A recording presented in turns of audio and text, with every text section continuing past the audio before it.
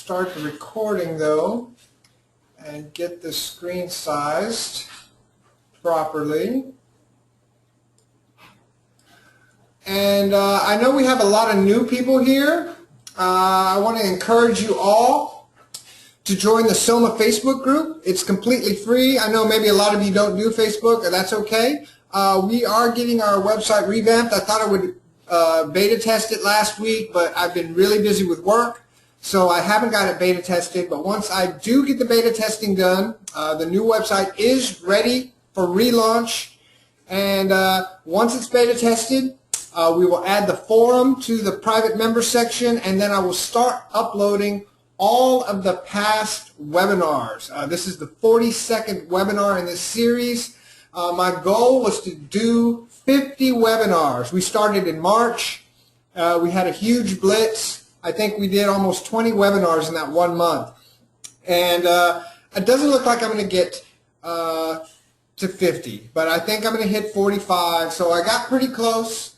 So next year, I definitely will have more than 50. I don't know how many more, but my goal is going to be 65 for next year. We have all of the conference material from the 12 or 11 speakers who spoke recorded. I will be uploading that as well to the website. And you can watch all of these at your leisure if you become an official member. And you might ask how you become an official member. All you have to do is visit the website. It's S.O.M.A.com. Membership is only $45 a year. And with that, it comes, like I said, with the ability to watch all of our previous webinars, see all of the lecture material we have at your leisure as much as you want. You also get a t-shirt, a great S.O.M.A t-shirt. And none of the money that you spend on becoming a member goes to me. As a matter of fact, this venture costs me money, but I don't care because it's a labor of love. I don't mind doing it. I enjoy doing this. This is my hobby, and I don't mind spending money on a hobby. However, I don't want to go broke doing this. And the conference in general costs a lot of money. So if you could help us out by becoming a member, or even if you don't want to become a member right now, do us a favor and just donate. You know, there's a donate button there. It's just $10 to donate. I think every webinar is at least worth that. I mean, you spend more than that to go to a movie these days. Now, granted, movies are probably about 3 hours long nowadays. However, you don't get this type of insightful and quality material on your favorite subjects by today's cutting edge and leading occult practitioners and researchers. So we're going to get started here in about 8 minutes, and I'm going to just bring the camera down. I'm going to get into my zone, and it'll be a really quick intro because I feel like I've gone over everything already in this pre-show run-up. So if you have any questions for Craig, just type them in the chat box.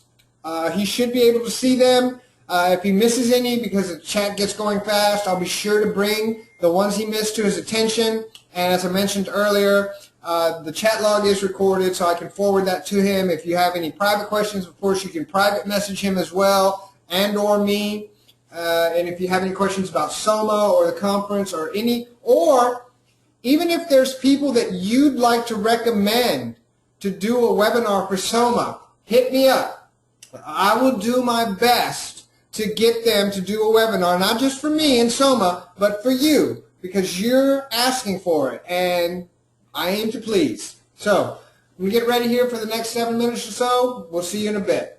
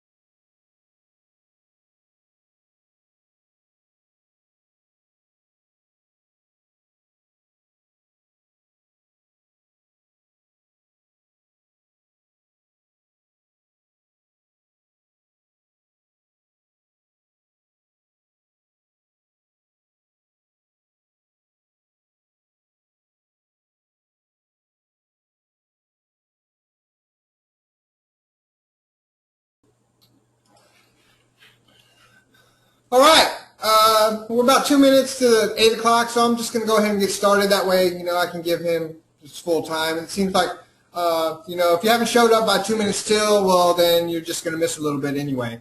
Hi, everyone. I'm Jeff Contreras. I'm the president of S.O.M.A, the Society of Magical Artists, and we are a group of spiritual practitioners that is really all about the people and not the practice.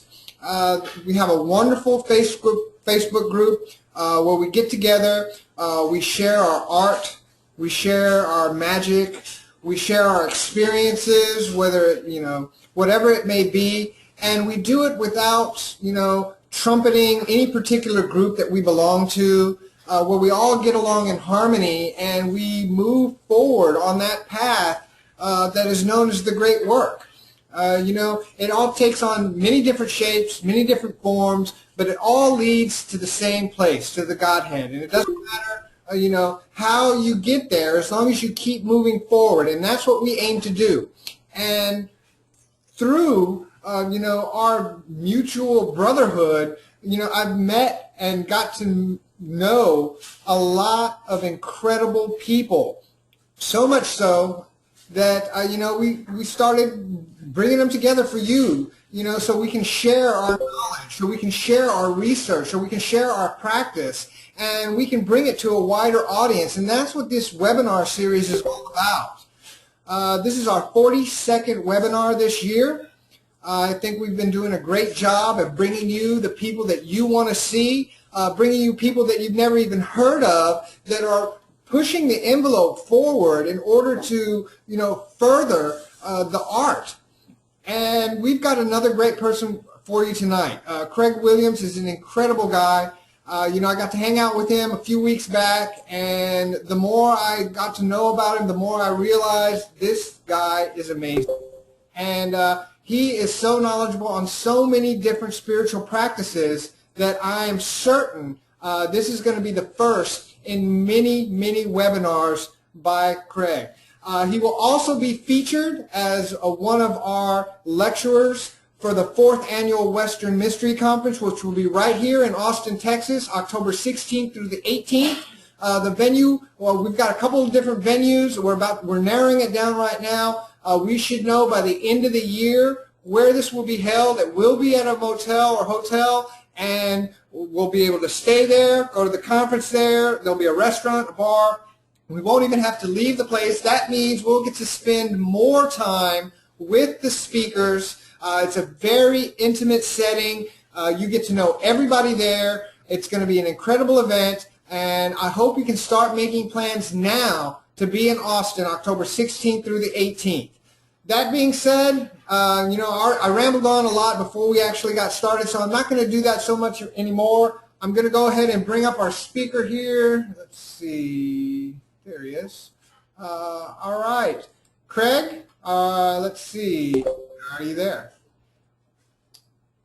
I'm here. Okay, awesome. How's that? I tell you what, Craig, I'm just going to go ahead and let you get started. Remember to keep an eye on the chat box every now and then. And for the audience members, if you have any questions for Craig, just type them in there, and I'm sure he'll see them. Take it away, Craig. Sure. Thanks so much, Jeff. I can't see the chat box right now, but maybe that'll pop up on the side of the screen once we get started. Okay. If for some reason you don't see it throughout the webinar, towards the end, I'll just read you the questions, okay? That'd be perfect. Yeah, I trust your judgment on that. It's a real honor to be here speaking with you guys. I'm not used to a webinar, so this is a great experience for me. I think that the organization of S.O.M.A is really amazing for us to have something where such a diverse array of practitioners can get together and speak. Is not only important, but it's pretty rare in these days. So I hope everyone appreciates that. I'm incredibly honored to be here. And it's also great that we have a pretty ample amount of time to cover a lot of subjects. I thought that tonight, since we have a decent amount of time, that we should maybe cover some basic core topics from my recent book, Tantric Physics, Volume 1, Cave of the Numinous. And we can also kind of expand upon some of those topics and get into some interesting ideas from Tantra, of esoteric Voodoo, even into some other realms of cosmic gnosis from that. I think one of the most important things that would be an interesting topic to start out, which is one of the more controversial ideas of my book, which a lot of people have issues with or a challenge with, is the idea of having a teacher, or the teacher-student relationship. Some people refer to it as guru-chela relationship. Although my book speaks a lot about teachers and gurus, I prefer typically the word teacher. I think the word guru has a lot of connotations that can be negative for various aspects. But I think that the idea of the unique esoteric transmission which occurs between teacher and a student within an initiatic structure is something which we need to reawaken within the occult world, and something which we need to cultivate and cherish. We live in a world where people seem to believe they can teach themselves anything. And one of the metaphors I use in my book was the idea of the teacher as a physician. And I think that's a really interesting metaphor to use. We can kind of explore that a little bit. One of the reasons why I use that is because as a practitioner of medicine myself, I think it's filled with some interesting metaphors. Number one, mainly being because it's very dangerous for us to attempt to self-diagnose ourselves. Anytime we go upon any kind of practice of any sort, it's very important for us to have some type of critical evaluation of where we are in the path, and then how we can evaluate ourselves as we attempt to progress within a certain system. It's interesting to me that within the occult realms, there's such a resistance to mentors and teachers. I think partly because there's such a passionate and independent spirit within the occult realms, which is quite good, that allows practitioners and some type of esoteric practitioners to cultivate some kind of practice on their own, and perhaps they were disillusioned with some type of traditional system and they were able to break away from that. And I think that's admirable. I think we live in a world of myopic viewpoints, particularly these days. Many groups which claim to be progressive spiritual thinkers are actually thinly veiled fundamentalists in many views. So I think having an independent spirit is very important for practitioners. However, there's a lot of pitfalls along the way if someone doesn't have the ability to evaluate. And it's much like if you have some type of sickness or disease and you Google the information on the internet and then think you can figure it out. On some basic levels, one can do that. But as we enter more subtle realms of occult practice, that's when having some type of teacher or evaluator there becomes very important. And this becomes particularly important when one works within a system of left-hand practices, or when one works in a system in which one wants to communicate with what some people would refer to as darker entities or qliphothic entities. In those systems, the risk of self-deception and disillusionment is very, very strong. And so I think that it's one of the important things to keep in mind is if we have a teacher or a mentor, it's not so much to hold us back, but rather it's to help us to more effectively progress forward within a certain system. Within the systems which I practice in, both of tantric practices, esoteric Buddhan, and apostolic succession systems, there is a direct physical initiation. The practices are transmitted on in that way. So for that to happen, there has to be a key one-to-one transmission. We call that in Sanskrit gurukulu, which means a one-to-one transmission. And in our world today, that's actually being lost. And so I think it's incumbent upon us as practitioners to start to cultivate particular environments where teachers and students can grow together, and teachers and students can create a certain, what I refer to in my text is a certain particular esoteric environment. And what happens is when you have a teacher and a student, and within that realm, you basically have two worlds which are coming together. And when these two worlds merge, a very fascinating, strange third world is born. And that's where we kind of work into, we kind of even morph into what I often refer to as realms of quantum strangeness.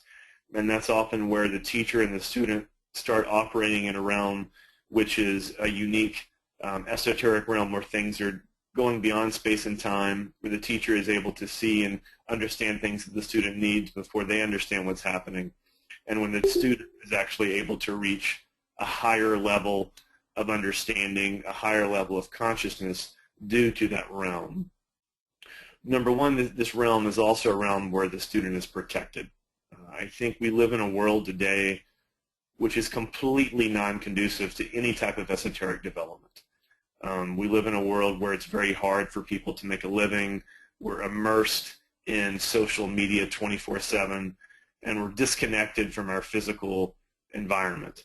And so I think as a practitioners, particularly of Tantra or practitioners of any kind of occult practice, it's very important for us to reconnect to our physical body, and it's very important for us to have a physical teacher there. It's very nice to have social media and the kind of technology we have today where we're able to connect with each other and talk with each other across the world.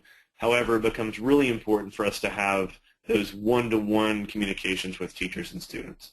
And I think that's something that groups need to start to cultivate more and more. And I kind of extrapolate that a little bit in my book. These are common systems or common practices in India. They're common practices in Africa.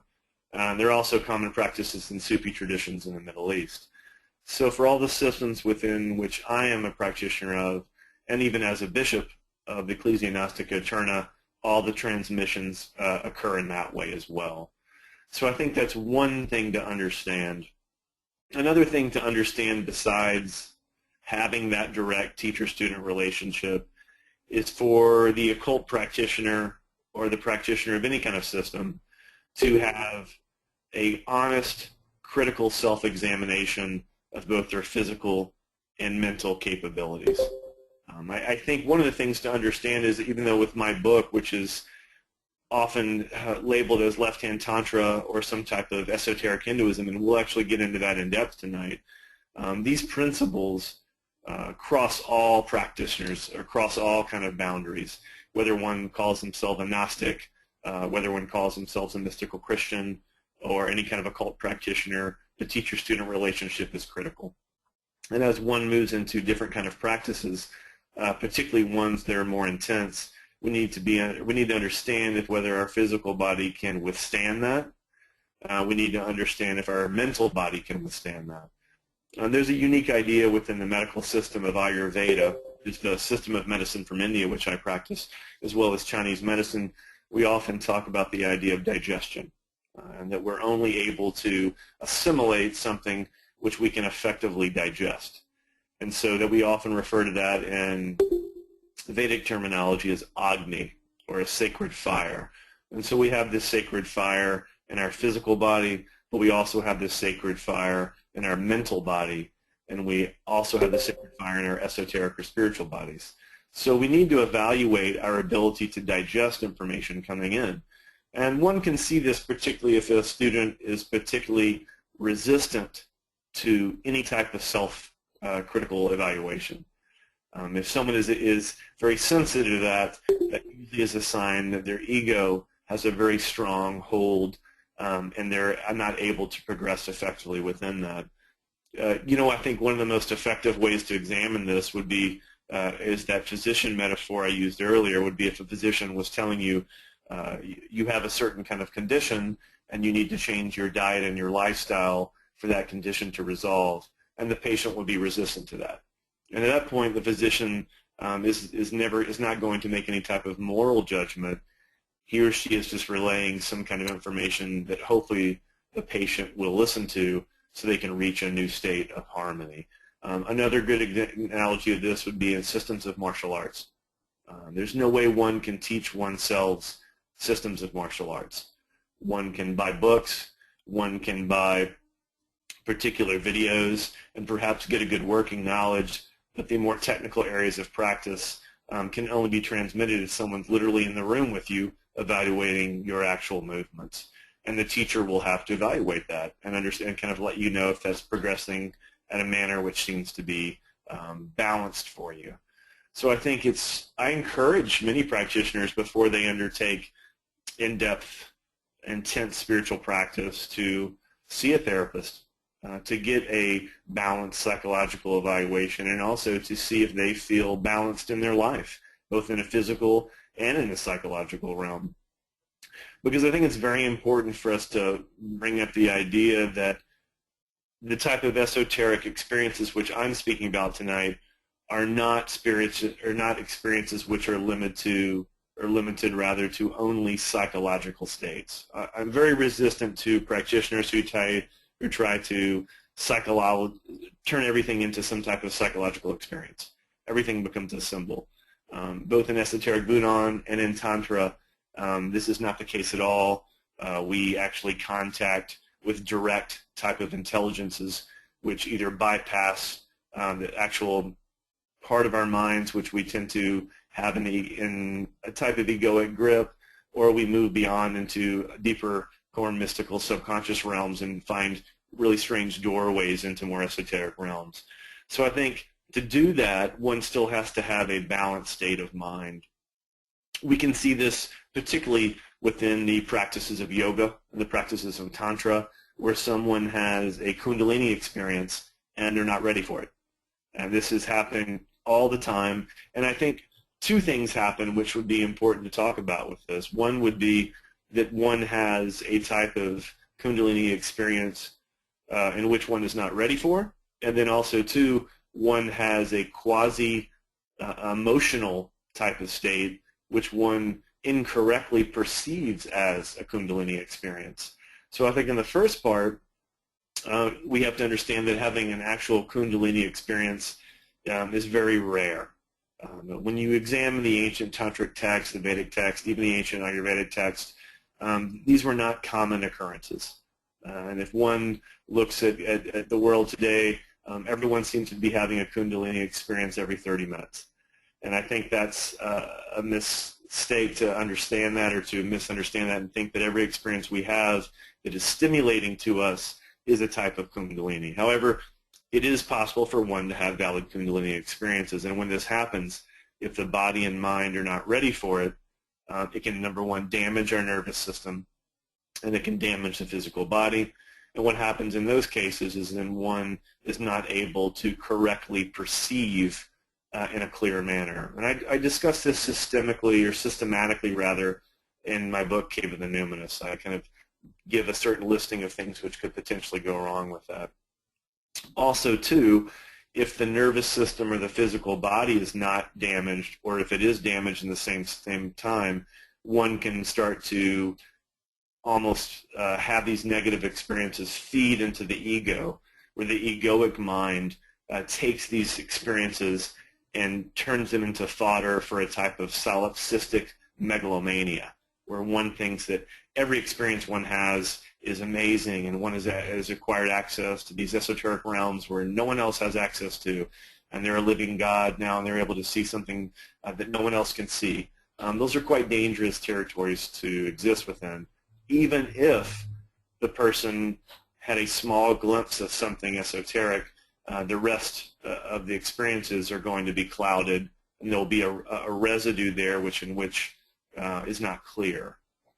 So that's something to understand. So particularly within the systems that I work, the systems which I describe in Tantric physics, which is a type of esoteric Hinduism, there is a systematic preparation of the body and the mind, both on a physical, mental, and a pranic level, on how one can prepare for this influx of energy to come into the body. We'll discuss that tonight. The second thing to understand is that it's very important to differentiate between a type of quasi-emotional excitement and something being an actual Kundalini experience. We live in a world where we have intense physical and emotional experiences quite often. These can be elicited through substance use. It can be elicited through sexual practices. It can be elicited through even having sports practices, even having someone who goes to music, ecstatic dance, kirtan, intense meditative states. Certain kind of pranic experiences can come up within the body. And when that happens, they can seem to be as if they are a valid Kundalini experiences. This is a tricky territory to get into. And this is even why some of the ancient Tantric texts and even some of the basic yogic texts, like the Yoga Sutras of Patanjali, has a whole third chapter, the third pada, which discusses just this alone. It will list particular things which will come up in one's practices that which one needs to move on from. One will see things, hear things, smell things, have certain visual experiences which one needs to acknowledge and then move on. And so in the Western world, we tend to think that anything we see here outside of our normal realm is magical or important. They can be inspiring, but we also need to understand that sometimes these things are nothing more than that, a certain type of stimulation, and then they will actually kind of go away. One thing to keep in mind is that particularly if we talk about Kundalini, if we talk about things like, for example, one subject which is thrown around constantly in the yogic world is the subject of chakras, and that chakras are opening up, or someone's going to open up your chakras, or there's going to be a chakra healer. It's incredibly hard for us to open chakras. For us to open up our chakras requires an extensive reorientation of our entire life. It requires an extensive reorientation of how our prana is leaving the body and what prana we're conserving within our body. And to do that, we have to do it on our own. There's no one else can do that for us. And also, too, if a chakra is going to open, those types of transformative states don't go away after 2 days. This is very common if someone goes to a meditation workshop or a yogic workshop and is in a room with a bunch of people, and there's kirtan singing, and there's a very charismatic speaker, and they have a certain kind of intense emotional height which might stimulate a vision or an inspiration, and they feel very alive and inspired for the weekend. And then when they go back to their life on Monday or Tuesday, to their job, slowly but surely the inspiration starts to dissipate. This is quite common because that's one of the first signs of it being just a simple emotional state. Intense kundalini experiences or valid chakras opening is literally a transformation of how one perceives the world. And when that happens, it doesn't just instantly dissipate. One can actually start to literally see a different perception of reality. And when I see that, I'm using the metaphor of seeing at a much deeper level than just what we talk to about physical seeing. We're talking about what maybe the Sufis refer to as seeing with the eyes of the heart or hearing with the ideas of the heart. One literally starts to see the world and oneself in a different manner.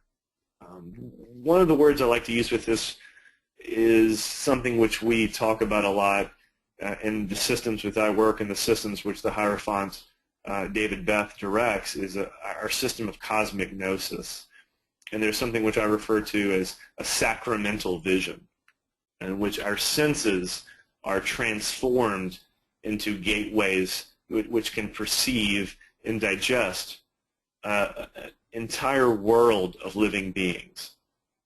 It's completely opposite to this transcendent logocentric idea of some kind of fantasy land far away that if we just purify ourselves and transcend our ego, we'll one day reach. It borders on sounding like a Baptist preacher for some of these groups. The idea that if we can transform our physical senses, our physical body, and balance our mental body, then our senses literally become doorways where we can partake of the cosmic sacraments which are around us in everyday life. They're around us in the oceans. The oceans are alive. The moon is alive. The sun is alive. Every element is alive. And that's when the physical body is literally turned into a magical instrument. And that's one of the basic ideas within Tantra, which is very important for practitioners to understand, is that the physical body becomes a magical instrument. The physical body becomes something which we have as our own ritualistic realm. Particularly in left-hand Tantra, this becomes even more important because we seek to transform all of our senses into subtle, esoteric doorways which allow us to communicate with different levels of intelligences. Particularly with the system which I discuss in my book, Cave in the Numinous, I refer to as a distinct vocabulary called esoteric Hinduism. And esoteric Hinduism is a unique pathway into what we might even want to call the matriarchy of the holy cosmos. We see the cosmos as this feminine womb which we can enter into and to seek to have some type of transformative states of being, which when we return from, we're actually transformed. We don't see spiritual practices as something which we just gain something for our own possession. I think that's one thing to touch upon too, is that our world we live in today, our mundane world, is a world all about commercialization and commodification. We live in a world where everything is supposed to give us something. If I take you on as this teacher, what are you going to give me? If I practice this system, what's in it for me? What can I get with this?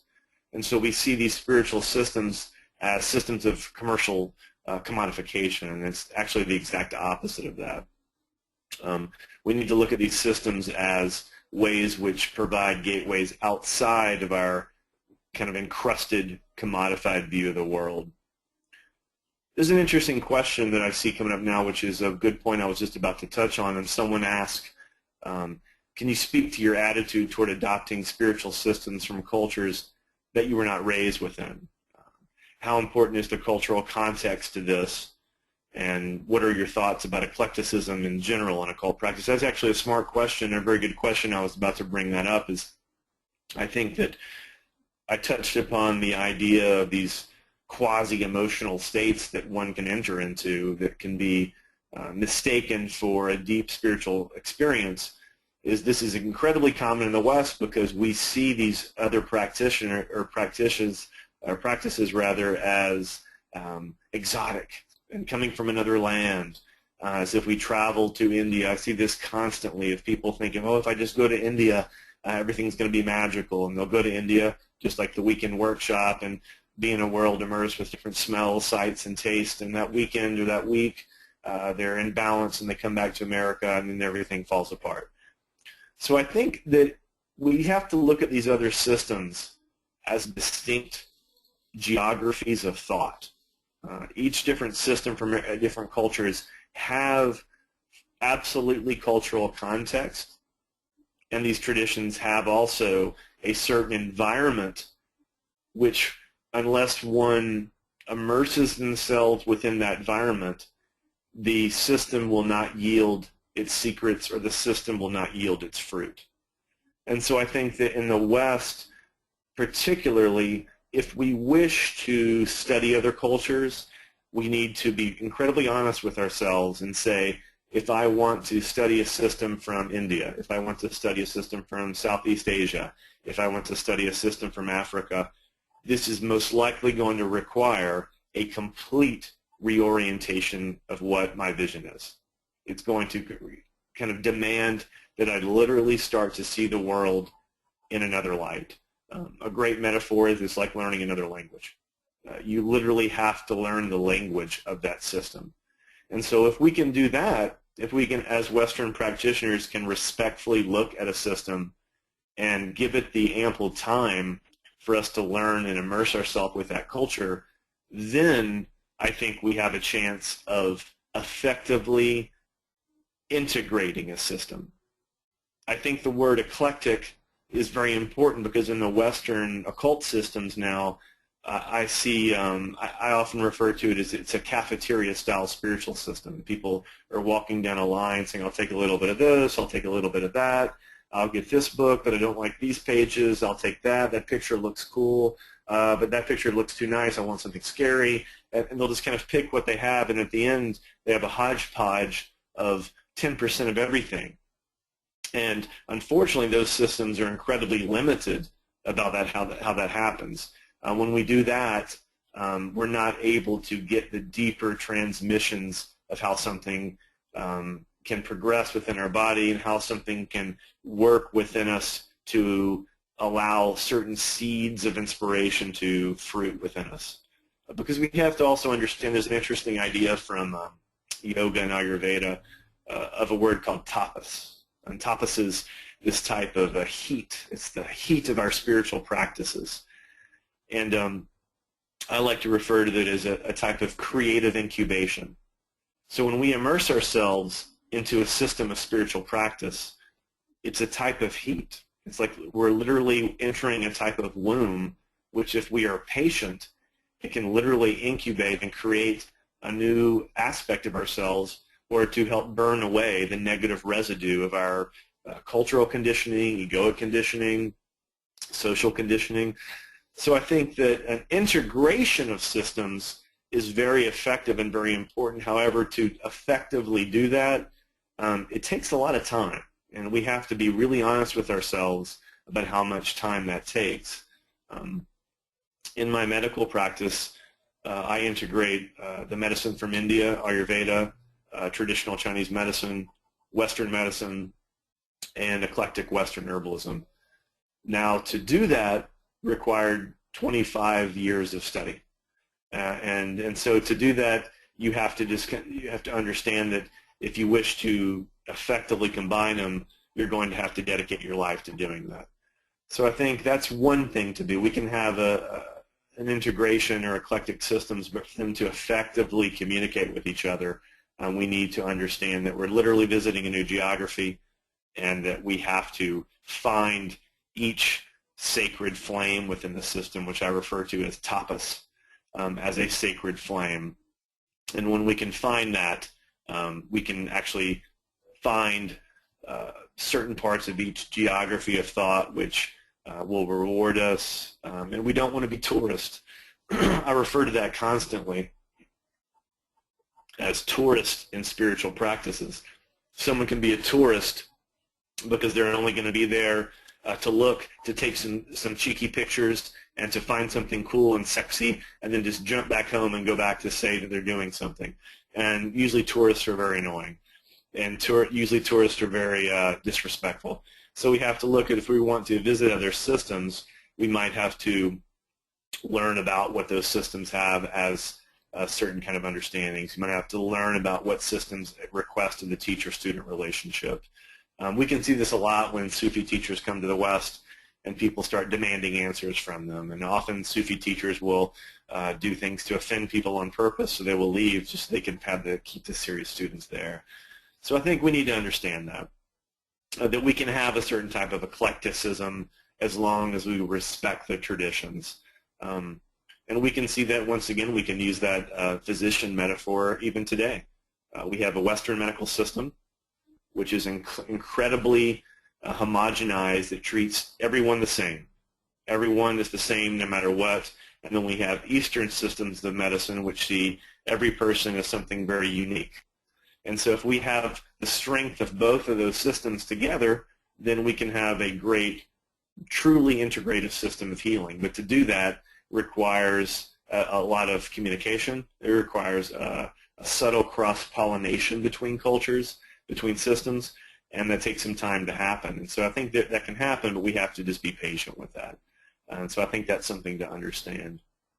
That's one of the benefits for using, in my opinion, Eastern systems within Western occult practices. And even within my book, Cave of the Numinous, which I introduce a system which I refer to as esoteric Hinduism, which falls under the purview of tantric physics, that these systems, particularly something like esoteric Hinduism, which how I define it, includes the system of medicine, Ayurveda, yoga, Vedanta, Tantra, and also Jyotish or Vedic astrology, then it becomes a truly integrated window or a doorway into the goddess. And if we do that, then we have all these tools at our disposal to balance the body and mind and prepare us and to cultivate different things. We're not just running around saying magical words and hocus pocus and expecting something to happen. We actually have a systematic map, and we have to understand that maps are just that. They're just maps. They're not the true reality. That's why the teacher's there. The teacher's there to show us that here's a certain idea, here's a certain blueprint which we can use, but maybe once we enter that blueprint, each person's unique body type, each person's unique mental type, the strength of their digestion needs to be addressed. And the teacher ideally is someone who has already reached that state. That's something to quickly touch upon, is that teachers, you want to look for a teacher of someone that has actually acquired a higher level of understanding of the system of which you wish to practice, which means someone would be most likely have spent a large portion of their life studying that field of experience. It wouldn't be someone who's just been doing it for a year and can charismatically convey that to it. There's an interesting question here too for Jay ask, have you found it difficult not to apply a Gnostic hermetic lens while trying to grasp concepts of esoteric Hinduism or Taoism? Not really for me. I think that, for example, I'm very passionate about when I use the term Gnostic. This does not mean a mystical Christian for me. I have a great love of mystical Christianity. As a bishop, as a Gnostic bishop, and having the apostolic succession, I think this is a very effective type of magical system to use. However, I don't think most of the Christians would see it as that. I think that if we want to kind of touch back with what I said. If we want to look at a system like Taoism or Hinduism, we have to, as much as we can, look at it with a system of fresh eyes. After one has done that, then perhaps after a certain amount of time with study, one can step back, look at certain practices from other systems, and start to see if there's an overlap. For example, in Chinese medicine and Ayurveda, there's some very similar overlapping concepts. When I spent a lot of time in India and Tibet, and so it was fascinating to see Tibetan medicine had certain similarities, but also dramatic differences. And almost across the board, the areas which were different were based upon the unique environment which they lived in. Certain herbs wouldn't work in their environment because they were too hot or too cold, and so they had to adapt it, just like certain spiritual practices might not work for certain individuals. And that's actually worth touching upon briefly, is that I think we have a dangerous concept in the West that anyone can do anything no matter what. And I think that's very dangerous to think about, because in the spiritual realms, it's not a radical egalitarianism. Everyone is not equal. And that's also not a very popular concept, but we have to understand that. It's much like martial arts. You can have 10 people in a room learning a system, and some people might progress quicker than others, but everyone has access to the information. So I think that we have to understand that certain systems might not function in certain areas just based on cultural limitations. But I think that, you know, generic, or not generic, but kind of overall arching ideas of Hermeticism and overall arching ideas of Gnostic ideas, and what I mean by Gnostic, I mean a direct personal experience of the numinous. Of course, those things will transcend limitations. Those things will transcend boundaries. That's one of the things which I think is so important about the idea of tantric physics, and even why I use the idea of rephrasing at it as tantric physics, as physics transcends cultures. You know, a system of physics should function in the West in the same way it functions in the East, as long as we have a vocabulary that we can communicate with. So we might have to find some kind of language of transmission, and then oftentimes, too, we might move into strange quantum realms of physics where something might be different one day than the next, but we still have some level of a Newtonian physics where certain things are agreed upon. So I think that's an interesting idea. That's one of the reasons why I'm adamant about using Ayurveda within Tantra, because the system of medicine from India, Ayurveda, systematically allows one to evaluate one's physical relationship to the environment and sees one's psychological realm as an important system of balance, and then each practice can be adapted to the practitioners. There's an interesting question here where it says, someone's asking, when you spoke of a left-hand approach earlier, were you speaking of overcoming the body-spirit dichotomy, or does this have a more chthonic tone to it? Actually, that's a really interesting question, which I was going to get to a little bit later, but we can actually touch upon right now. In left-hand Tantra particularly, and within the overall system of cosmic gnosis, which I'm a part of, there is no overcoming or transcending the physical body. To me, it's a very dangerous logocentric concept of this fantastical idea of some kind of sacred realm somewhere else, that our body's dirty, our mind's dirty, we just need to transcend this. It's actually an integration, and in many ways, it's a radical return to the physical body. And so we have to look at the physical body as an instrument which is inherently sacred and must be balanced, that once we do that, then it will yield its own particular fruit from that. That's why I think understanding this idea of something, you'll often see people talk too about transcending the ego.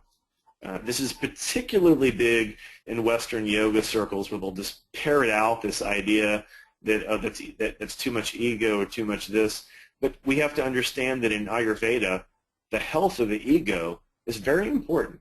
The Sanskrit word for ego is ahamkara, or the I maker.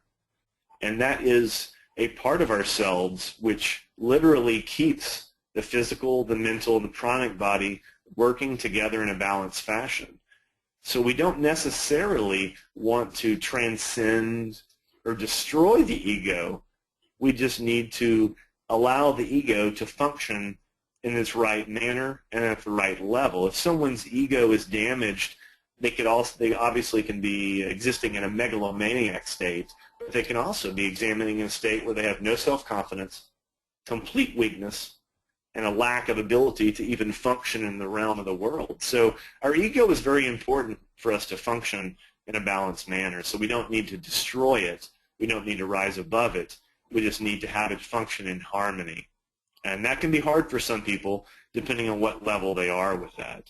So I think particularly within left-hand tantra it becomes a bit challenging for some because maybe some of the practices which people can use to achieve a more visceral experience can be either controversial or culturally not accepted or looked upon as evil. We can see this constantly in yoga. They'll try to use the gunas as something being perfectly blissful as sattvic and something bad as tamasic. And then ironically, the god of the tamasic level is Shiva. And so Shiva is one of the primordial deities that will help us transform. And so the body, from an Ayurvedic perspective, is completely tamasic. Everything that has a physical body is tamasic. Everything is heavy. Everything is dense. So unless someone wants to literally just leave their physical body behind and reach in some realm, they're going to be stuck here for a while. And the physical body in left-hand tantra, and particularly in cosmic gnosis, we see as very precious. We see as something which we use as a ritual instrument. We see the physical body as a certain type of sacrament which can yield secrets to us. And more importantly, we see the physical body as a realm where we communicate with other levels of intelligence. For example, in esoteric Vedanta, the low or different types of gods that we seek to communicate with will literally enter our body and can communicate with us that way. So our body needs to be prepared for that. They're transformed into a type of alchemical machine. And there's a good question here from Jason. He says, when you say a radical return to the physical, do you consider this as taking place to a greater degree in subsequent lifetimes, assuming one does not complete one's energetic evolution in one lifetime, or is this a never-ending practice? That's a wonderful question. I think I really shun away from fantastical New Age ideas about future lifetimes. I think that I personally believe that the majority of most people's quasi-memories of other lifetimes are not that at all. I think basically what's happening is many people at a deeper soul level, or actually not even at a soul level, at a deeper psychological level, we tap into some type of cosmic soup or sludge where there's an indefinite expression of infinite array of souls and pandaimonic entities which speak and transfer information to us. And so we often want to latch on to something as something which we were.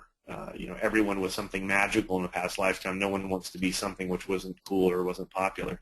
So I tend to shy away from getting into that, but I think you bring up a good point, that even something as a sacred text as the Bhagavad Gita touches upon, that perhaps something will reach your momentum in one life so that hopefully in the next life we'll be in a better space.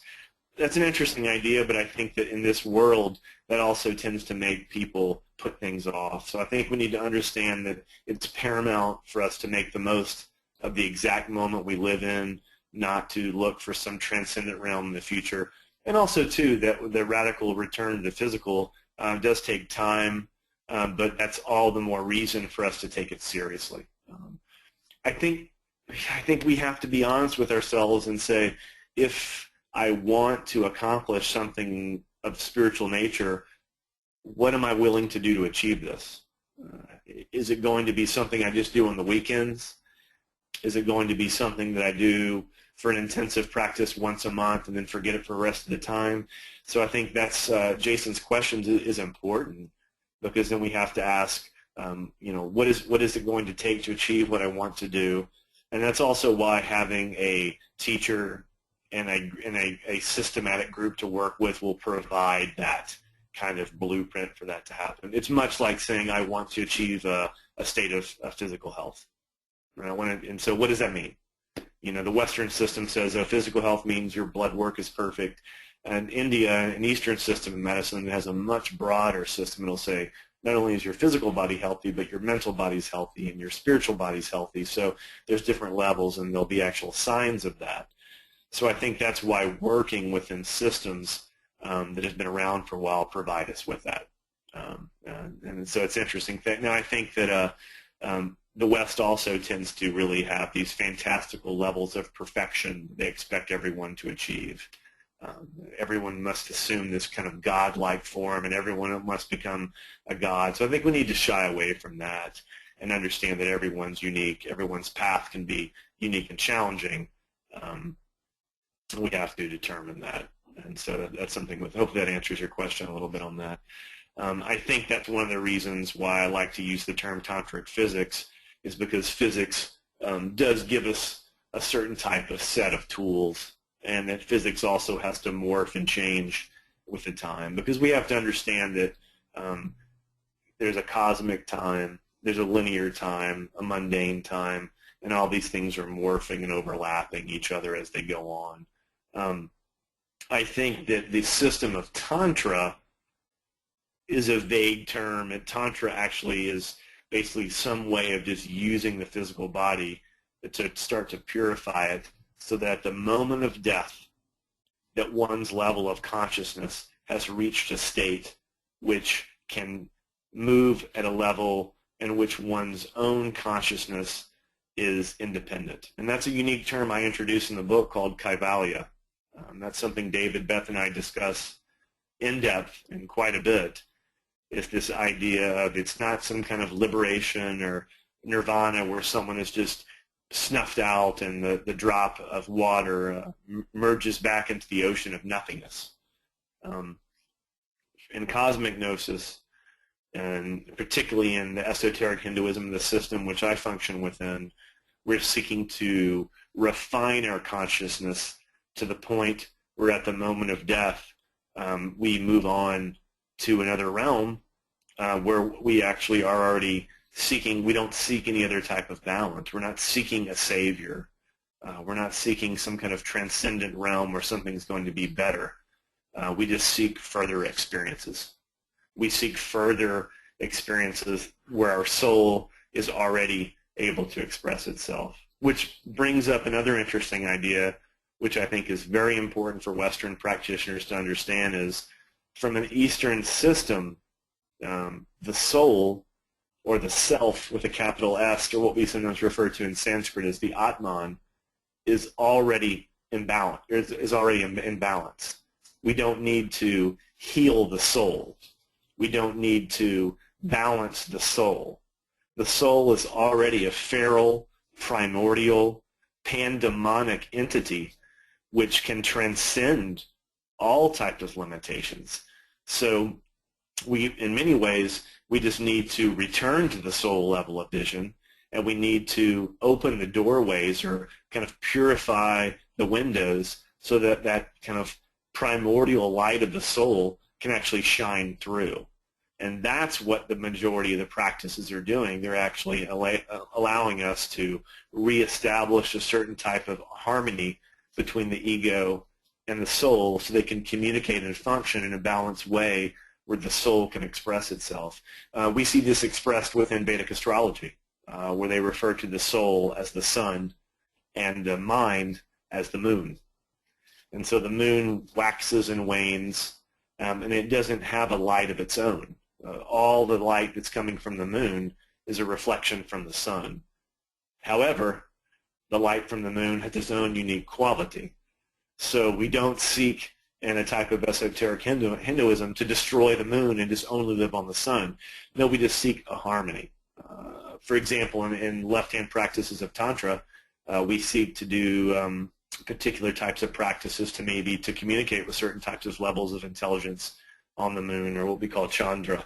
It's a unique type of ancestor worship, which some of the tantric texts would talk about would be a very dangerous thing to do unless one had a certain state of mind. We can do that and communicate with certain levels of intelligence to provide us with certain types of magical ojas or power. And once we return from that, we're transformed. I think that's something to touch upon too, is that within the systems of esoteric Hinduism and also within the systems of esoteric Buddhism, which I function, which David Beth is the Hierophant, is that we see magical, even practices of sorcery, as distinct, valid systems of self-realization. These aren't necessarily systems just to obtain something. We don't do rituals just to get more money or to get more power. We do certain rituals or certain experiences, or we seek to communicate with other levels of intelligence, so that in this communication we leave transformed, much as if we visit another realm, kind of like I touched earlier about this idea of a geography of thought. We visit another realm, and if we're actually open to the experiences in that realm, we come back different. We come back transformed. We come back a different person. And the level at which that transformation can occur depends on our openness and our willingness for that to happen, and it also can also determine or depend on our actual preparation for the actual journey. So I think that's something to understand too, that even within a system of esoteric Buddhism, there's a systematic cultivation of one's level of consciousness. There's a systematic preparation of the physical body and the mental body, so that when one enters a ritual experience, a certain kind of calling in, a certain intelligence, we can actually hold them, we can sustain them, and we can actually communicate with them. And then once that communication is over, we actually are different. We're not just, it wasn't something we just did for fun. Our mind is shifted, our body is shifted. And then what typically happens in those areas is that the more and more the soul, what I refer to is that demonic light of the soul starts to shine through, we literally will physically express that. And that's another important idea of Tantra, and it's also a key idea in cosmic gnosis, is that the physical body is a literal reflection of the soul. That we literally carry ourselves, communicate in a different way when our soul is shining through. And we can see that with some individuals. And it doesn't mean, it's very important, although quickly to say, this does not mean that we are buying into some type of Western commercial ideas of beauty. You know, that someone has to look a certain way to be beautiful, or someone's body has to be some kind of ridiculous level of fitness for the soul to shine through. Actually, it's quite the opposite.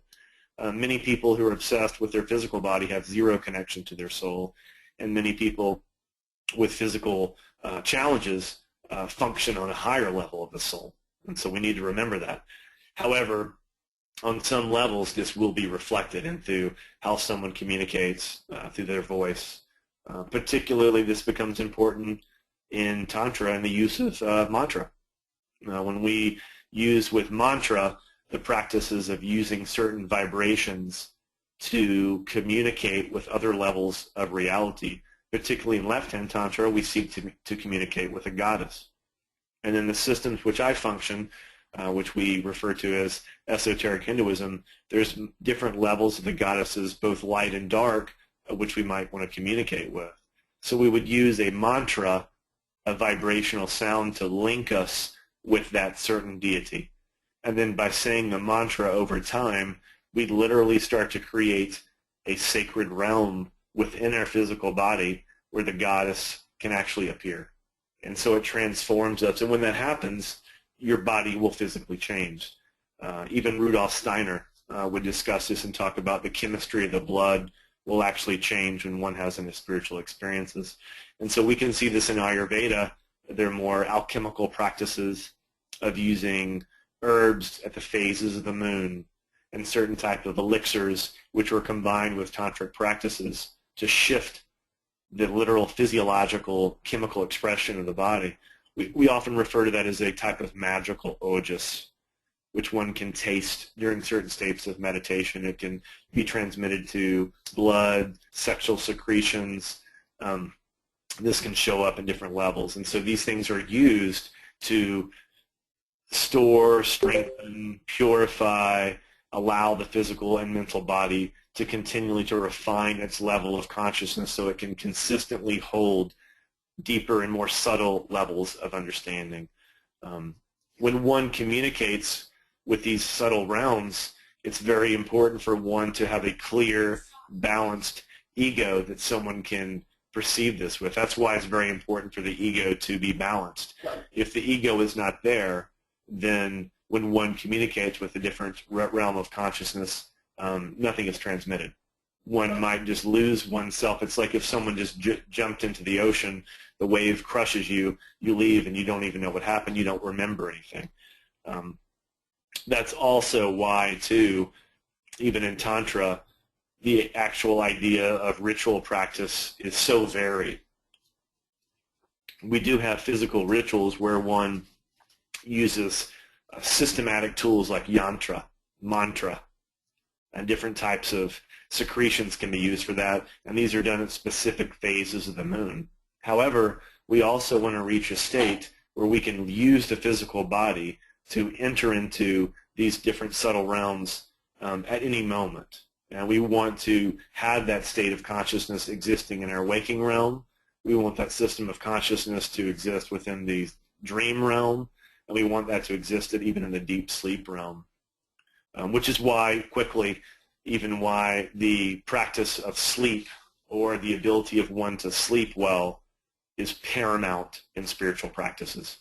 And one can even evaluate one's spiritual health, and I mean spiritual health, I mean the system of physiological expression, if one is having poor quality sleep. And when we sleep, our body goes into a subtle realm, and we're actually physically transformed, and we're also physically rejuvenated. So certain kind of substances can be taken at sleep, certain kind of mantras can be said at sleep. And this is even intimated by Krishna in the Bhagavad Gita, where he says, what one thinks at the moment of death determines one's next level of consciousness. And so we can understand that even sleep is a type of death. And that's why even in the book, Cave and Numinous, I mentioned the yogic practice of pratyahara. And pratyahara is the idea of turning the senses withinward. You're turning the exterior senses off, and you're allowing all the senses to go inward. In our culture, it's the exact opposite. Our senses are constantly going out, or we're constantly leaking prana, and so that's why also, too, when we talked earlier about taking an inventory of one's physical state, we might need to see where is our prana, where is our attention going? Are we constantly obsessed with outside culture? Are we constantly obsessed with social media? Are we constantly in conversation with people?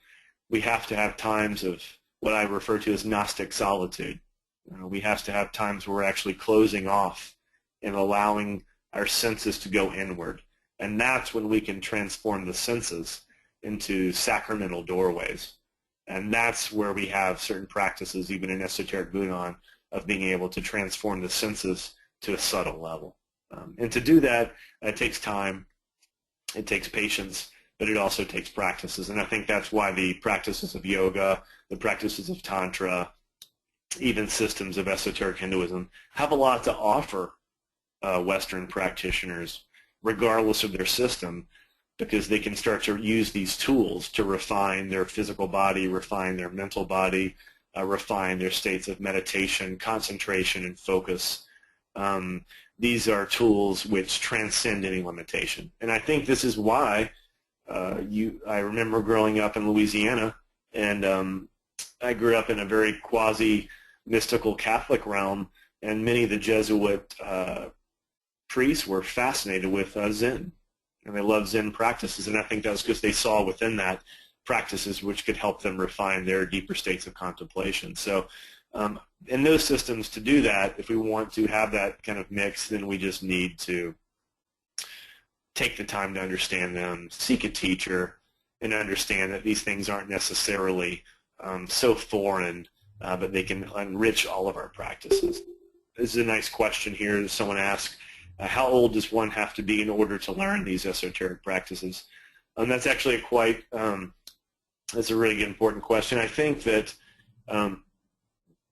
to truly penetrate into deeper levels of reality and deeper levels of esoteric practices, one needs to be at a rather mature state of being. And I think our culture tends to worship children in this kind of fantastical quasi-illusion. And I remember, one of the most interesting things with the sage Ramana Maharishi, they used to ask him, should we be like children? Should we reach that state, this mystical, innocent state? And he would laugh and say, no, the children are children. They don't know anything.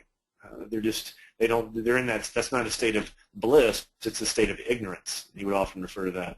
So I think we need to understand that we can use metaphors of childlike levels of consciousness, but we need to understand that able to practice more intense spiritual practices requires a level of maturity that takes time. However, a lot can happen with social conditioning, cultural conditioning in our society now, where by the time someone reaches a certain stage, they're already closed off. And you can even see that with Rudolf Steiner developing Waldorf educations to help children evolve at a certain rate. And I see in our world today, our education system is surely not organized or created in a fashion which allows someone to organically or spontaneously grow.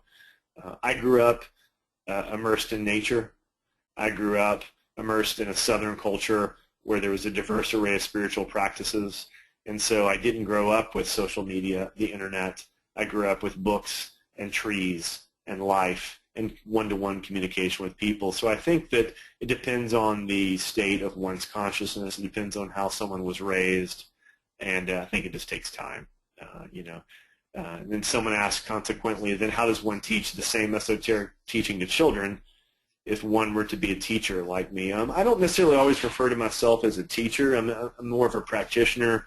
I don't refer to myself, I guess when someone does a class like this, they're teaching.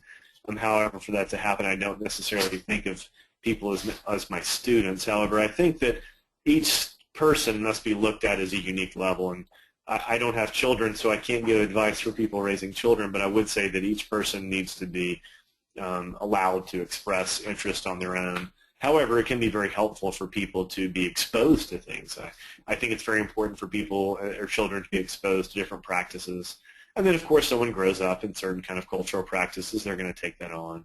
And those things just happen with time. I grew up in a very liberal Lutheran household, was sent to Jesuit Catholic schools, and was very interested in cult practices, and lived in Louisiana where there was a huge array of voodoo and hoodoo practices. So all that was morphed together. I quite enjoyed it, and I never had any problem with that. But that was also because I was blessed to live in a household where there was no fundamentalist view of anything. And so I think it's tough. I think that we have to take these ideas on, and we also have to understand that we can't expect us raising children in a spiritual realm. We have to understand these esoteric systems are not systems to raise children. These esoteric systems are not systems to balance out political realms.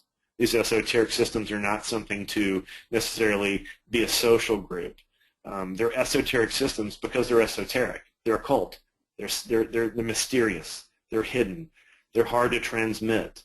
And so that's something which we can't expect someone to be cleanly transmitted to everyone. Hope that answers that a little bit. There's a good question here which I was going to get to just now, and Kevin asked, what are the differences between the realizations one receives from esoteric Hinduism and esoteric Buddhism? It's a great question. I think that although those systems are distinctly different, they're distinctly different systems of access into a type of primordial gnosis. The level of realization in the systems which I'm a part of, the system of esoteric Buddhism, which the stream which I'm initiated in, which would be headed by David Beth, and the systems of esoteric Hinduism, which I guide, the level of realization is quite similar in the sense that we seek to connect back to that pandemonic reality of the soul. And then once we reach that level, then we are transformed into a type of soul being that can see everything as a radiation of the soul being as well. each system might use different ways to do that, and they're not all blended together. Other systems of Buddhism and Hinduism might be quite different. So that depends on that. But with the systems that I function, they need to be seen as both distinct systems of self-realization, systems that they're using to refine the relationship between soul and spirit, ego and soul, so that one is consistently refining one's level of consciousness to allow the soul to shine through.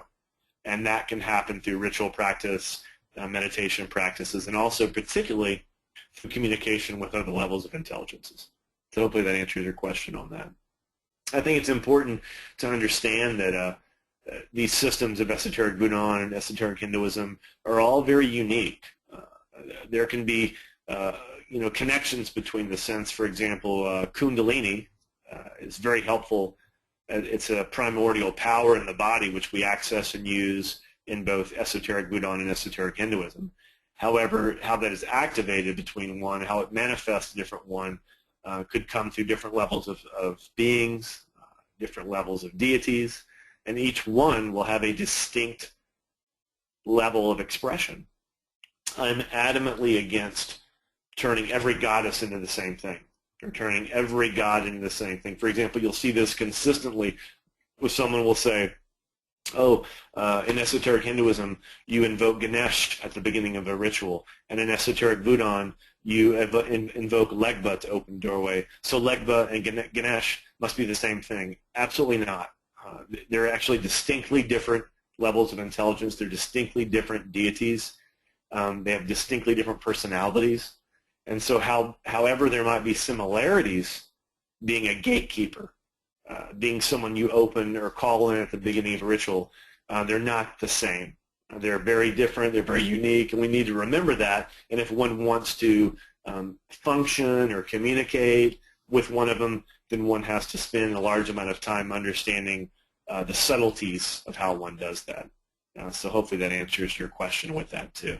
I think that the idea of another connecting force between esoteric Hinduism and esoteric Buddhism is the idea of the body as sacred, the idea of the physical body as an alchemical machine, and also to the idea of the physical body, or rather the initiation being physical. In esoteric Hinduism, initiations have to be one-to-one transmissions. In esoteric Buddhism, there's no astral initiations. The initiations are very kind of elemental shamanistic transmission as well too. And there's a question that says, let's see if I can't see that. When I was referring to teaching as like traditional transmissions the guru gives the students, what I want to know is what does the guru look for in a student in order to transmit the information? That's actually quite a good question. I cover that actually in depth in Tantric Physics Volume 1, Cave of the Numinous. Typically the teacher or the guru will look for someone who is ready to be a student. We talk about that a lot. I find that in the West, everyone's looking for the teacher, but no one wants to be a student. And so to be a good student, one has to cultivate listening skills. One has to cultivate the ability to take on what is referred to constantly in Zen practices as beginner's mind. One has to allow oneself to start back maybe at different levels that seem to be a beginner level but aren't. I think the most important thing, though, is that one has to be able to listen. I think we're losing that in our culture, that the ability to listen is a key element of communication. Many times during a lecture, we'll find ourselves not even listening to the speaker. We're already thinking of another question or judging the speaker as they speak, and so we're not able to even hear what transmission might be occurring. So I think most teachers want to see someone who has, number one, cultivated the ability to listen, and number two, that the teacher wants to look for someone who has created the time and the space in their life to allow themselves to be a student and allow that transformation to happen. I see that all the time. I see people contact me saying, I don't have time to have a teacher. There's no way I can find a teacher, because if I did find a teacher, then I'd have to travel, then I'd have to change everything, so why should I look for a teacher? I don't have an answer for that. At that point, it doesn't, to me, sound like they have time for anything. And so that's a very sobering viewpoint. A teacher just wants to know what someone is going to be able to give back to someone. The teacher is independent of the student. We have to remember that too. The teacher is not trying to get something from the student like power, or shouldn't be. The teacher shouldn't be trying to get followers with that in any way, shape, or form. There's a good question here where someone talks about, asks if you could, the idea about transcendence and how would I define it differently as a biocentric or logocentric system. So it's a very technical question, but I think it's worth spending some time on. The system of cosmic gnosis, which I function in David Beth Guides as a bishop in that, and as tantric physics, being a subsystem of that, we have to understand that there is literally no sense of transcendence to some kind of quasi exterior realm. We see, when we say biocentric, we want to return to this realm, that we don't seek to transcend it. I think the ideas of transcendence are behind all environmental destruction. It's even behind all racism and even types of practices which injure certain genders. So I think if we have to understand that a biocentric worldview, even Kaivalya idea, which is tied into that, it's a type of cosmic independence in the sense that everyone is seen as a unique individual. There's not a transcendence to some magical realm by leaving this behind. It's actually a return to this realm, a return to this transformation, which you could definitely call that almost a type of shamanistic pagan belief. I'm sure some people would say that because there's definitely going to be a return to that. So that actually would be a good topic for a whole another lecture to reveal that. But that is the basis for all the systems within which I function, which are guided by David Beth. And we refer to cosmic gnosis. We refer to a primal type of system, a system of metagnosis, which is biocentric and seeks to return to the soul level of revelation and how that goes. So hopefully that answers that question a bit. I think that the idea of Kaivalya is important to touch upon, because when we use the word Kaivalya, I like to use the term a cosmic isolation, where someone has isolated their level of consciousness to the point where it's refined in the alembic of their physical body, the alembic of their psychological realm, and eventually it reaches a soul realm. And so at that point, they're not seeking something. Even at the moment of death, they're not scared. They're not scared of going to some hellish realm. They're not hoping that some quasi-person will be there to meet them. Even if they do see these experiences, they would understand, much like the Buddhists would read the Tibetan Book of the Dead, that these are common things which can come and go in these realms of pre-transcendent, not transcendent, but when someone dies, strange things can happen in their consciousness as it kind of moves on to deeper realms. In a state of Kaivalya, these things aren't even sought. And so when we say cosmic isolation, it doesn't mean an isolation being cold and lonely. It means completely independent and not seeking something to save them. These are a bit technical terms, and that's why I expand that in depth in my book, and we'll continue to expand that. It's important for me to touch upon the idea, too, that my series of books, it's just that, it's a series. So Tantric Physics Volume 1, Cave of the Numinous, lays out many of these ideas more in depth, and Volume 2 will go into more in depth. Volume 3 we're going into more in depth, because these ideas must be presented in a systemic fashion, so someone can see the unique vocabulary. They're not easily expressed in one book. However, they can be expressed. I'm incredibly resistant to people who want to give every answer and say, oh, that's too secret, I can't speak of that. Most of the time when someone says that, they're usually saying that because they don't know what they're saying, or they don't have an answer. Other times, of course, we'll have practices which are secret, which we don't talk about. That's what the word occult means. So we have to understand that. But many times people are saying that just because they don't feel like are unable to express that. So other than that, it just takes time to kind of reveal that. I think that's an important thing for us to understand, too, in our world today, is we feel that everything should be accessible to everyone all the time, 24/7. And that's actually clearly a reflection of the commercialization of our reality. It's a clear reflection of the commodification of human beings, the commodification of our minds and bodies. At a soul level, things come and go at realms that are at levels that are beyond linear time. Things aren't necessarily revealed to everyone at all times. There might be a consistent level, a primordial level of symbolism, but the subtleties and the colors can change. So I think we have to understand that some things aren't going to be revealed to everyone unless they've prepared their ability to see that. Just like, and many times when you study Chinese medicine or study Ayurveda, the teachers don't tell everyone the same thing unless they see that someone is prepared for that. And it's not an elitist, moralistic judgment. It's important for us to touch upon that. It's not that at all. What it is, it's that teacher is able to evaluate that the person can digest it. They can see through the person's expressions. They can see it through the person's questions. And they can also see it through the person, as I mentioned earlier, is actually listening, that they can actually transmit something to them that that person can actually digest and can use. If not, they're not judging someone morally that they're not good enough or smart enough or cool enough. They just know that person's not ready to digest that, and that kind of takes time.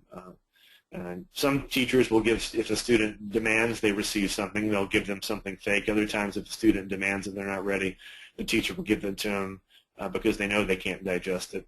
They know that when they take it in, it will make them sick, and then hopefully the student will realize, okay, I wasn't ready for that. Other times the student will take it in and think that the reason why they're getting sick was because the teacher was bad. And so you will see that constantly where students will jump from teacher to teacher because they don't feel like the teacher is entertaining them. They don't feel like the teacher is giving them what they want. And so I think that's another thing that teachers look for, is they want a student who has a level of dedication, who can stick with someone, because these things take time. They're slow, they're subtle. And so when you work with a teacher, these things are transmitted over months, over years. They're transmitted in the most subtle communications, the subtle mannerisms, small conversations, small transmissions. The esoteric environment that I mentioned that is built over time. It's chronically built, much like if one does a mass in the same room for month after month after year, it starts to form a pranic residue in that room that can easily be accessed, a type of infrastructure, a pranic architecture. There is a pranic esoteric architecture that is being built between teacher and student, and you can't build that in a month, and many times you can't build it in a year. But you're seeing it built, you're feeling it built, you're feeling it being built up, but we have to kind of take the time to allow that to happen. And the teachers, I think, wise teachers look for that, and then most teachers, if they see the student isn't going to do that, they're hesitant to transmit things. And also these days, people expect things to happen like that. They want instant illumination, instant initiation, instant this, and then if you don't do that, they'll usually attack you or call you something else or just move on to another teacher. So I think we have to understand that, that teachers and relationships just take time. Much like it takes time for us to develop relationships with partners on any level. They're subtle, and these take time, and we build that. And if we build that, then there's something can be a lasting type of transmission. When someone does that, that's when the magical secrets occur. And they're not always given on a piece of paper. They're transverbal. They're translinear. And so they come in levels of realization that most people aren't used to. So I think that's another thing. We just have to be patient. We have to listen. We have to allow that esoteric environment to reveal itself. When that occurs, then really special things can happen. I think that's one of the reasons why using systems of medicine from India, Ayurveda, are so helpful for magical practitioners, because it shows you that one has to systematically build up the health of the body. We can't transform the physical body in 1 month. We can't even transform the physical body necessarily in 1 year. So we have to be patient with that. But we can start a process involved that as we start to see month after month, we can see it, we're changing. We see things different ways.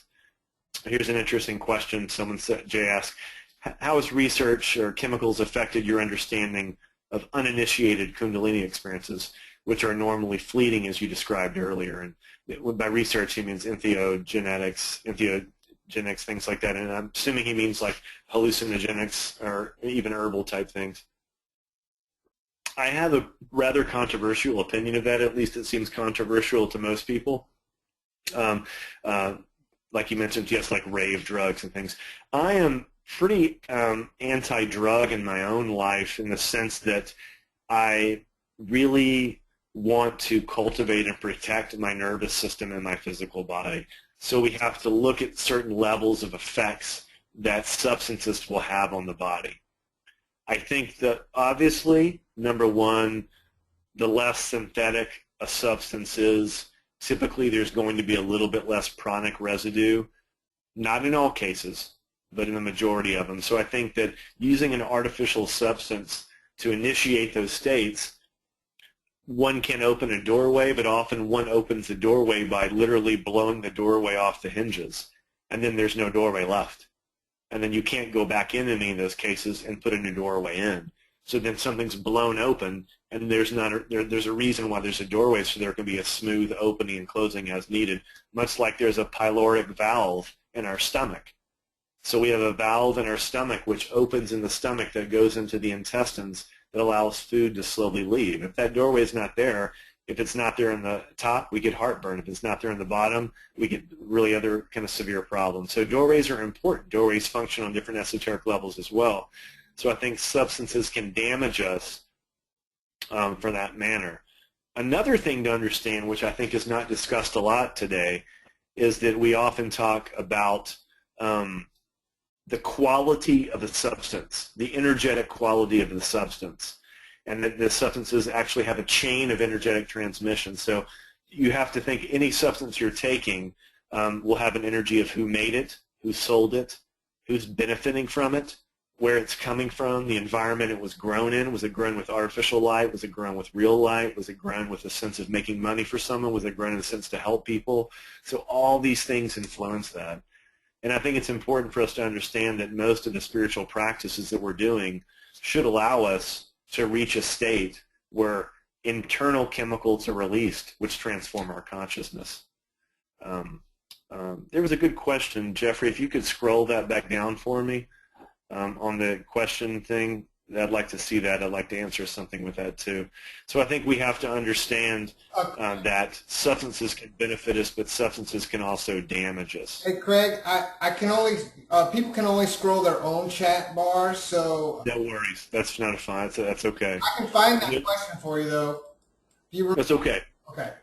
There's a good question here where someone says, do you think the one-to-one teacher-student structure of esoteric transmission is superior to the group, lodge, temple structure? That is a phenomenal question. That's something I wanted to touch upon tonight too. Yes, I do think it's superior. However, I think they're also can often be synergistic and complementary. So within a group or within a lodge, there's going to be a egregore, there's going to be an overall kind of timbre or resonance. However, there might be an overarching foundational goals within the group. However, within the group, each of the members of the lodge or the temple have different personalities, different nervous systems, different education systems, different physical systems. So the teacher needs to take that into account. And so at that level, the one-to-one transmission can be quite different. And each person might have different strengths, and each person might have different weaknesses. So I think if you have, or rather that's one of the reasons why so many groups, temples and lodges just turn into social groups. Because they're fun, they're great social support systems, but there's not a main teacher transmitting something to each one. Often, too, that breeds jealousy. I mean, we can even see in the Gospel of Thomas and the more ancient Gnostic texts, different kind of disciples were jealous because the Gnostic Christ would only tell certain people certain things who are ready for it. But those Gnostic teachings were saying that some individuals are going to be ready to hear things before others will. So I think the group lodge temple structure is very important because it forms a sense of brotherhood. For example, we're sitting here talking and being able to do this because of a very effective group that has been formed. It's very important to have that, particularly in a world today where groups are attacked and people are attacked. Basically anyone who's an independent thinker is usually attacked as a heretic. And so I think that groups and lodge structures are helpful. However, it can't supersede the magic that happens on a one-to-one transmission. They should be happening together as one, too. There's a question here. How does the cosmic Christ teach the esoteric to a student that is a teenager or around younger than 18, or any teachers? I'm not sure what you're referring to as the cosmic Christ. So I don't know how to directly answer that. I think, though, anyone who's a teenager, he says, I'm referring to the Buddha. Well, I think that or Jesus. Well, I think they're all different. I think that the Buddha is not Jesus. I'm adamantly against people who start to morph every teacher into one thing. Like, I'm adamantly against people who try to say Jesus was a Dharma master or the Buddha was really a cosmic Christ. I think each of these individuals were powerful teachers with their own unique transmission, and then they have to be approached within their own unique systems. But I think that having a teenager who could be exposed to this, when I was younger, I was exposed to Buddhism, I was exposed to Christianity, and it greatly informed my worldview. Like I mentioned earlier, I was also lucky not to be forced to believe anything. I was able to go to a Jesuit high school and then go home and read Aleister Crowley and Rudolf Steiner and have no troubles with that. So I think the environment of openness, the environment of creativity with young people is really important. However, there needs to be discussions, and everyone needs to know that there might be times when someone needs to do something and it has to be systems of study. So I think that depends on the person, but I think that these teachings can be very important for young people to read and be exposed to, because what most people in a young age now are being exposed to is typically pop culture or bad New Age teachings. So I think as long as that's occurring, if someone's exposed to traditional teachings, they're very important. I think that the idea of looking back at the traditional systems can be very important, because we're losing any kind of systems of tradition today, number one, but also, two, we can see structures which were functioning within those traditional systems which were there in order to transmit something. And we can also see structures which were there which were nothing but cultural accretions. So I think that's going to be one of the role of the modern practitioners, is to see which aspects of the traditions are useful and which aspects of the traditions need to be maybe transformed. And these shouldn't or can't be done based just on our goals or whims or what we like or don't like. Like, many people will look at a system and say, oh, the strict system of systematic study needs to be left because now we're so powerful, but I'll keep all the fun stuff. That's not what I mean. Well, we can easily look at systems and see where there's some problems with gender issues that can easily be transformed. But we can also look at systems which have a structure that are put in place to allow for a balanced, systematic cultivation of states of consciousness. Once again, the medicine metaphor is perfect, because we can look at how we train doctors, and we can definitely see there's some problems in how many doctors are being trained. However, we can't just throw away all the intensive training and just quickly make someone a doctor in a year.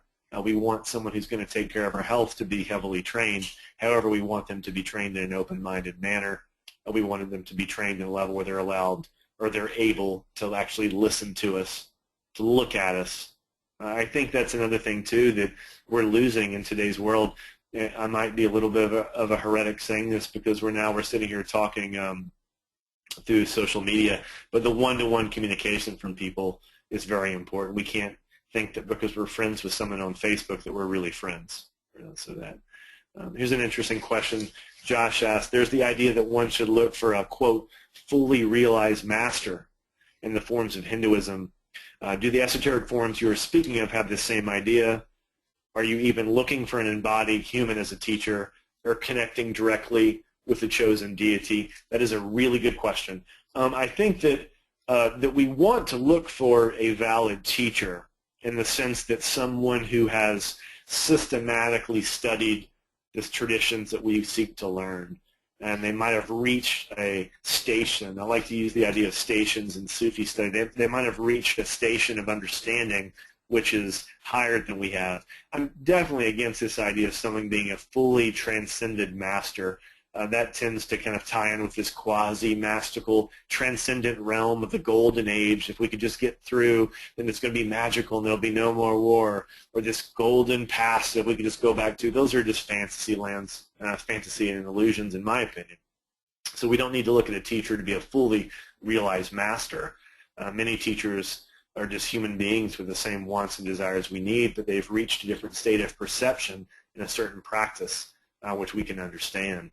So I think that's the role we need to look for. We just need to look for a teacher that can convey something to us in a balanced manner, help us evaluate ourselves, and perhaps maybe functions in some type of initiatic structure which we can trace back and understand.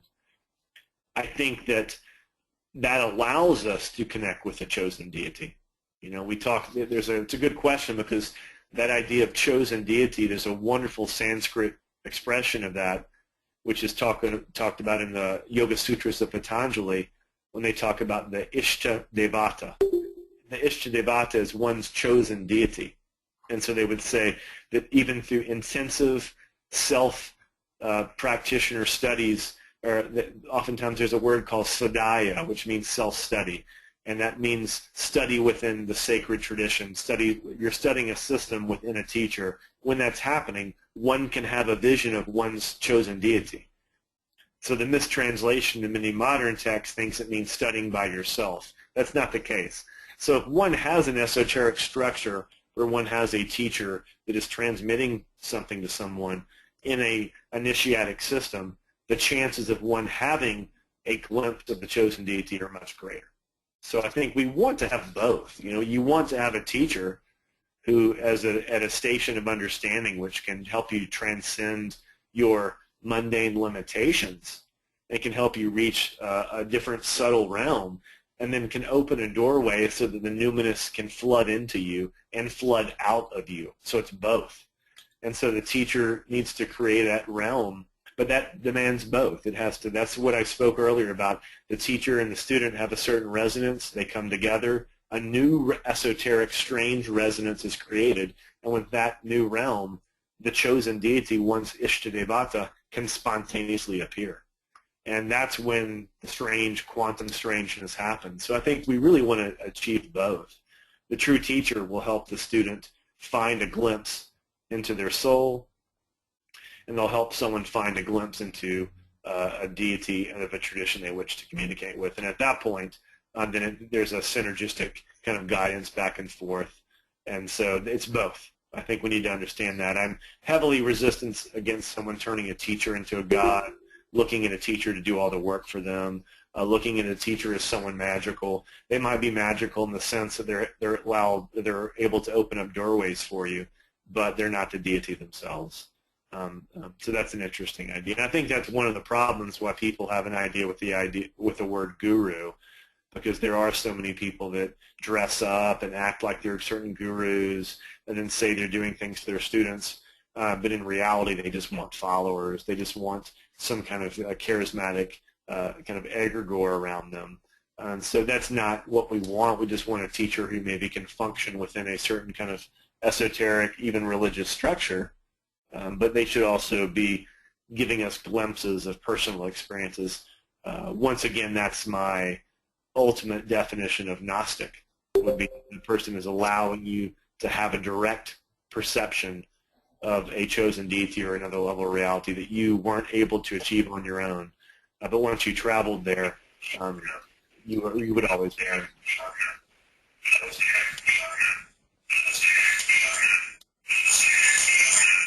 I think some of these ideas are really important for us to understand, because if our modern esoteric systems are going to continue to move forward, that we need to have these structures in place. And this is a work in progress. I mean, we're not going to have systematic structures of teacher-student relationships next week, but it needs to at least be put on the table for people to discuss this. And if groups start to have that, then I think there stands a great chance for us to literally, number one, evolve new systems, and also two, to transform new systems. And that's even within Chinese medicine, even within Ayurveda, even within Western medicine. Anytime a new system emerges, it emerges from a deep traditional study. And so after someone has studied the traditional systems, they're able to present a new system, typically by saying, here's the traditional system, and now there's something new. And so that something can happen with that too. Well, I think that's interesting that way. So hopefully this can inspire people. That was my idea for my book. The first volume was just to start to inspire people that even by studying, these ideas can help transform them. Andy says here that since it seems there are few teachers that are ever transmit the information of esotericism to children, it matters. Yeah, I think that I just don't know if children necessarily have to be immersed in esoteric practice. Children should just be allowed to be children. I think I'm particularly fascinated with some of the ideas of Rudolf Steiner, how he designed his Waldorf education. But even if one studies Rudolf Steiner and Waldorf education, I grew up immersed in a Steiner world, but Rudolf Steiner didn't go to 10-year-old children and start extrapolating his more esoteric teachings. He didn't even do that to 20-year-olds. So he was trying to cultivate a certain type of practice or education that would allow the person, when they eventually got to a point, would just be open to hearing something. So I think children should be allowed to be children and should be allowed to experience. To me, in my opinion, the best way for children to learn esoteric experiences is to allow them to be in nature.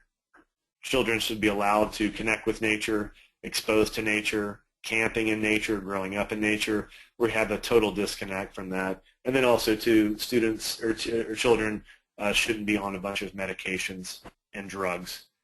And so I think if we have children who are completely disconnected from nature, completely disconnected from the elements, and they're also on medication, which are basically stimulants, how can we possibly expect them to enter into an esoteric realm? It's kind of a frightening thing for me to say that, and that's probably not a sobering answer, but it's a diagnosis. And so I think that's a scary thing to think about. So it's important for us to understand that esoteric experiences are experiences of the world. They're experiences of nature. They're experiences of everything that we're disconnecting our cultures from.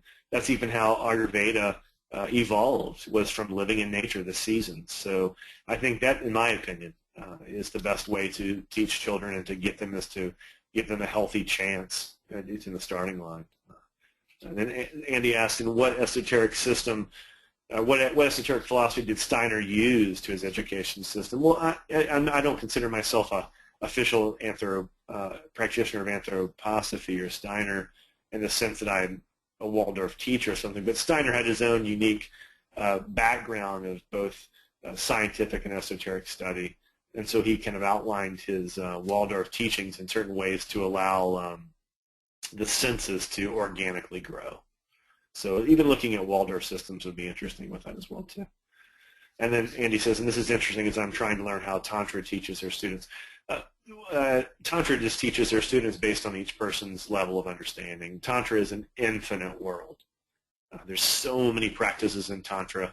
So typically when someone was going to practice Tantra, they had already studied a systematic study of basic yoga practices, basic philosophy from India, basic ideas of even Sankhya philosophy, which is almost a type of quasi-physics of elemental expression in the world. So they had studied all these basic ideas, and by the time they got to Tantra, there was such a vocabularic infrastructure and a philosophical ontological infrastructure in place that the Tantra became something where the artists could just kind of creatively use colors on their own. Because at one level too, we have to understand that Tantra is a type of artistic expression. It's a type of way of artistically living your life. And so for an artist to do that, oftentimes they have to learn a certain infrastructure as well too. And so then they can expand that. Then they can be free. And every once in a while we're going to have like rogue, iconoclastic people who come along that don't have training. That's going to happen, just like you can have some kind of musician come along to have some without training, but that we shouldn't expect that. We shouldn't expect that everyone's going to be an exception to the rule. Andy asked, so what extent can one use art to transmit esoteric knowledge? A huge amount. Art is critical with that. I think art is a very important thing for us to educate ourselves with. Once again, we see as a culture zero appreciation for the humanities. I mean, my background is all in humanities. Before I went into medicine, I immersed myself in humanities, degrees in English literature, philosophy, religious studies, and then into medicine. I thought the humanities were huge, and it really helped me see the world in a different way. It's helped me understand a poetic view of reality. And so I think that's huge, huge ways we have to understand that we can use art to transmit things which are transverbal, pre-verbal, and they're a wonderful way. For example, that would be another thing that Steiner used in Waldorf, was getting children involved in art. And so art, nature, in the arts of all types, music, drawing, theater, eurythmy, dance, all that is very important things to do, and art can be an expression. However, now I'll say something which might be controversial here. I think that artists need to be able to express their vision. Artists need to be able to, in some way, give some type of explanation of what they're attempting to do. They don't need to break down everything, because obviously they're expressing something which might transcend rational thought or transcend rational verbal expression, but they should still be able to say, this was my goal, this is what I was trying to achieve. And so there needs to be an underlying philosophy and spiritual kind of architecture or spiritual infrastructure to the artistic expression. If not, then you can train a monkey to be a good artist. A computer can draw art. So what does that mean? So I think the art needs to have that element where someone can express what they're trying to do in the same sense, and as much as they can. So, but I think that having that kind of artistic, humanistic expression is directly connected to what I refer to as the demonic soul. It's this type of soul expression which is completely non-standardized, completely non-homogeneous, and completely in a type of chaos. It's constantly in a flux. It's constantly changing. And so that's what we need to expose some people to. So I think the humanities are very important for that. And we can see that also as a result of immersing yourself into that world, one usually develops very effective critical thinking skills. And so that's one thing that we can bring that to. A good question here, it says, to what extent do you think magicians of whatever tradition should use their methods to affect their physical lives in material circumstances? This seems to be a controversial issue between different practitioners and systems. That is a wonderful question. I think that we should have, in my opinion, the systems of both sorcery and magic and Gnostic exploration, which I do, are definitely something which I don't necessarily seek to benefit or improve my mundane life per se. But I think that as one deepens one's spiritual practices, that there should be a certain level of transparency which can bleed over into their physical realm as well. And I mean that not that one should all of a sudden instantly become rich, become successful, or become some perfectly aesthetically looking Western beautiful thing because their spiritual practices are so powerful. But what it means is that they should start to be able to navigate the challenging mundane realm more effectively. At that point, someone also talked about healing. So I think that that healing takes time. So I think our spiritual practices should inform our worldview, in the sense that as one progresses in one's spiritual practice, one should be able to understand a little bit of a perspective a little bit better, and be able to understand that the mundane world is not going to be perfect. For example, if one understands one's spiritual practice deeper and deeper, one starts to kind of rely less and less on a fantastical golden age that will one day come and save them. But one day they want their world just to be more effective. They understand the challenges of living in a world that's not always going to be perfect, and that can happen. So I think our spiritual practice should help us live in the world in a more balanced manner, but that also can be subjective. But it should help us become at least more tolerant in the sense of navigating the realms of life. And someone says, when I mean this, I mean by those who have suffered from mental disorders who even have physical disabilities are incurable. Yeah, I think on that level, that's a perfect point. What I was touching on earlier is the soul, the expression of the soul in the body doesn't mean that one's going to be physically transformed and all your physical limitations are going to go away. But it will mean that something is transformed in one's consciousness in that physical body. So I think we have to understand that we can't expect a spiritual system to heal every aspect of our body. One could be a spiritual master. Actually, all spiritual masters die. Ramana Maharshi died of cancer, and so many of these people are still going to die. The physical body has its own type of time that it's going to live out, but in the meantime, a level of consciousness that is cultivated within that alembic needs to be purified. The physical body has its limitations. The mundane world has its limitations. So that happens, and you can see the question kind of continues on. How do esoteric systems explain illness? I don't think esoteric systems necessarily should explain illness unless the system has an informed infrastructure of medicine. That's why I'm so dedicated to using Ayurveda within my types of esoteric systems, is because Ayurveda is a very complex system of medicine which seeks to understand physical and mental balance, and it also takes in spiritual ideas as well. So I think illness, but Steiner had his own system of medicine.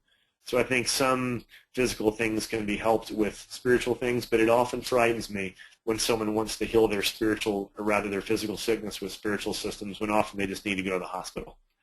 And I think medical practitioners need to really understand that oftentimes they should stick within their scope of practice and not try to magically spiritually heal people. I often want to tell people to run from people when they claim to be spiritual healers, because most spiritual healers are doing that out of some quasi-fantastical idea that they're healing someone, and that's very dangerous realms to go into. And healing is a very dubious and gray area. So I think that we shouldn't look to esoteric systems as something to necessarily heal us physically. We should look at esoteric systems as something which can provide us a transformation of our consciousness, and when that transformation of consciousness occurs, perhaps healing can come as a result of that. But certain systems have more medical systems in place, which we can look to. That's one of the problems in the West now with yoga. Yoga wants to market itself as a therapeutic system while they're ignoring the entire system of medicine from India. And so they're trying to turn yoga into a physical medicine when yoga was essentially a system of self-realization. It was never a medical system. No one in India went to their yoga teacher for diarrhea. No one in India went to their yoga teacher for fever. They went to the Ayurvedic practitioner. So the West has a lot to learn with that. They're seeking to heal things with a system that is seeking to reveal the soul. And oftentimes the more you reveal the soul, the more you realize how sick you are. And so that comes with time as well, too. So it looks like we're about 10 minutes left. I don't know if you want to have some more questions going on. I can tie it up here. I hope people have enjoyed this. Many of the topics that we covered tonight, we could do a whole series on itself. Looks like there's one last question here. It says, I'm guessing you've read the Agora series by Robert S.O.M.A. as much as I enjoyed, and I'm drawn to it. It also left me feeling very weary of approaching the left-hand path. Vimalananda seemed pretty intent on advising 99.9% of people to avoid the path. I agree. I would probably think the majority of people who are drawn to left-hand tantra are the ones that will be hurt the most from it, because they lack, number one, a teacher. They lack a systematic preparation.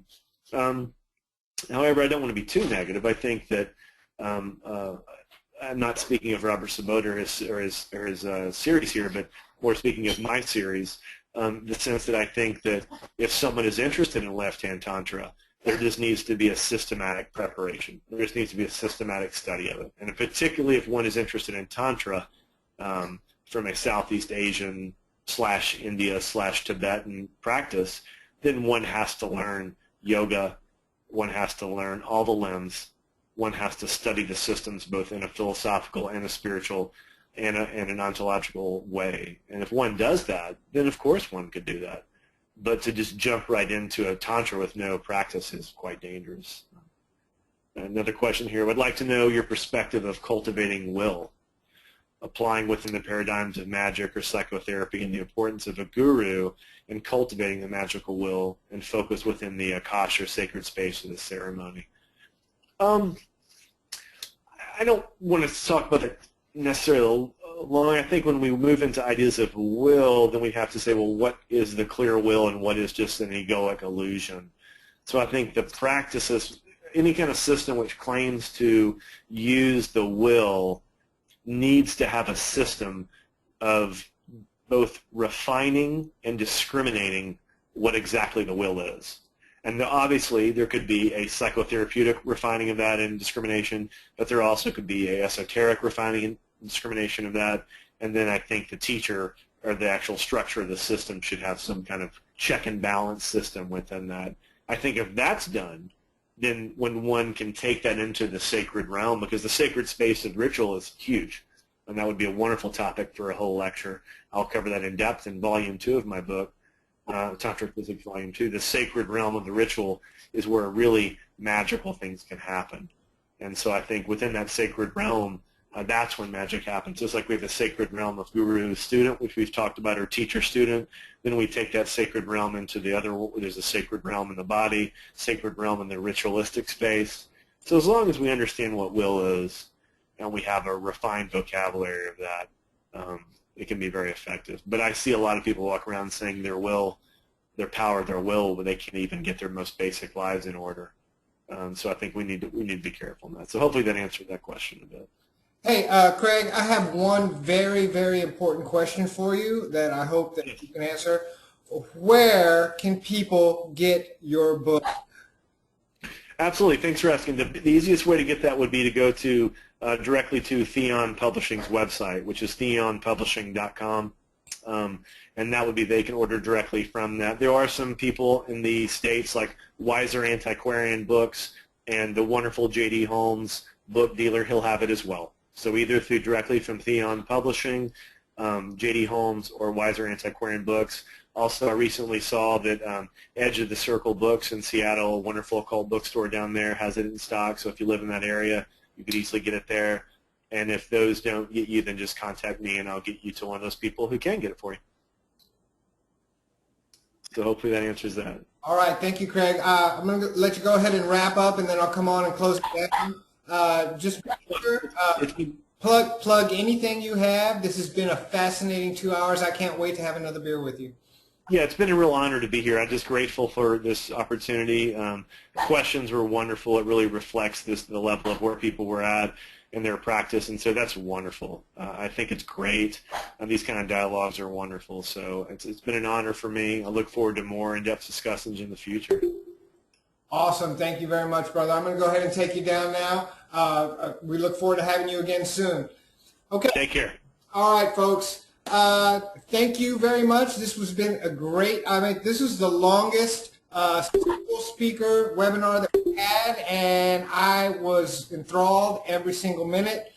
We had one of the best turnouts that we've had so far during our webinar series. If you have time tomorrow, we will have a double header of webinars. That's right, we will have Shauna Aura Knight and Taylor Elwood. Those times would be 8 p.m. Central Standard and 10 p.m. Central Standard. Thank you all for being here. I'm Jeff Contreras, the president of S.O.M.A. If you're not a member of the Facebook group, please join. It's completely free. If you like what you heard tonight, do us a favor, visit the website, austinsoma.com. You can become an official member and watch all the webinars that we have. They will soon be up. My goal is to have this done by the beginning of the year. So that's what I'm shooting for. And you also get a free t-shirt. I hope you've enjoyed yourself tonight. I know I have. Thank you very much, and I look forward to seeing you tomorrow night. Goodbye, everyone.